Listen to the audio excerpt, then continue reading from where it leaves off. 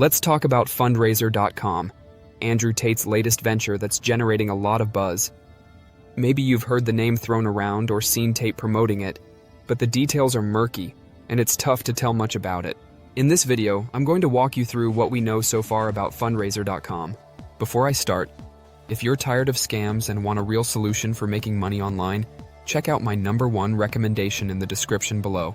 Alright, so let's talk about Andrew Tate's latest venture, the fundraiser. Now, if you haven't heard, Andrew Tate just launched this new initiative through fundraiser.com. It's being branded as a venture capital fund aimed at helping you access capital for your business. The idea is to make it easier for people to get funding without dealing with all the typical headaches like legal hassles, mountains of paperwork, or jumping through hoops with banks. Sounds straightforward, right? Well, there's a catch. This funding opportunity is only available if you're part of the Real World, which is Tate's own platform for education and self-development.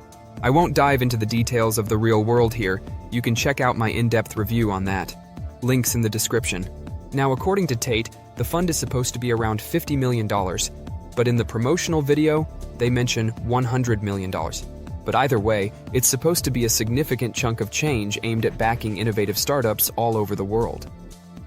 What's interesting is the way they're framing the whole thing. They want to make sure small businesses can get access to capital, and they're offering funding in both crypto and US dollars, so it doesn't matter where your bank is. You could get anywhere from $20,000 to $1 million per project.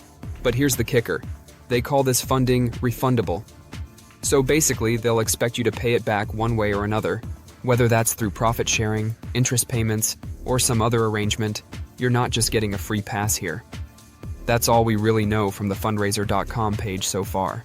But it's clear that Tate's goal here is to give his students in the real world a shot at building businesses without going through the usual hoops. In a recent podcast with his brother Tristan, he mentioned that he bought fundraiser.com with the goal of owning 100 businesses. That's the big picture. You pitch your business idea, they decide if it's worth investing in, and if you're lucky, you get the funding. No long, drawn-out process, just a phone call and a wire transfer, at least in theory. Tate says he wants to make this whole process simpler, especially for those who are trying to break into entrepreneurship but keep hitting roadblocks. He's positioning this as an alternative to traditional funding models, which usually come with a ton of red tape. So if you're someone with an idea you think is worth millions, this could be something to look into, assuming you're okay with all the strings that come with it. Having said all that, I don't really know how it's supposed to work. At least not yet. If you put aside all the hype, the promises, and the excitement that comes with anything tied to Tate, you'll want to know the actual details of the funding. Will it be a fair deal or something that could potentially end up costing you more than you bargained for? Also, what criteria does this fund use to choose businesses?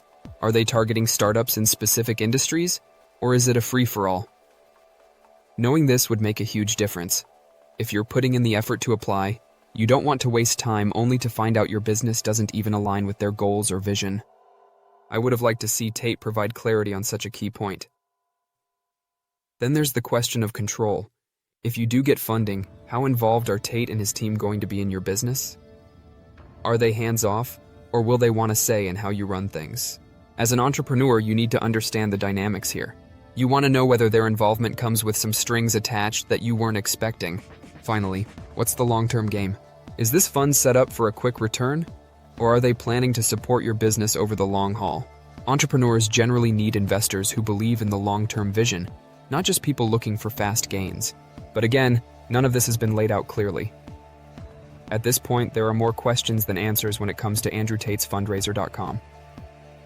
But it just launched, and I'll be waiting to see how this plays out. Hopefully, we'll get more information soon so you can decide if it's really an opportunity worth exploring.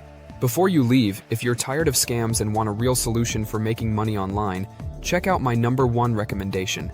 Click the link in the description to see the best business to start online, which made me over $26,000 last month alone.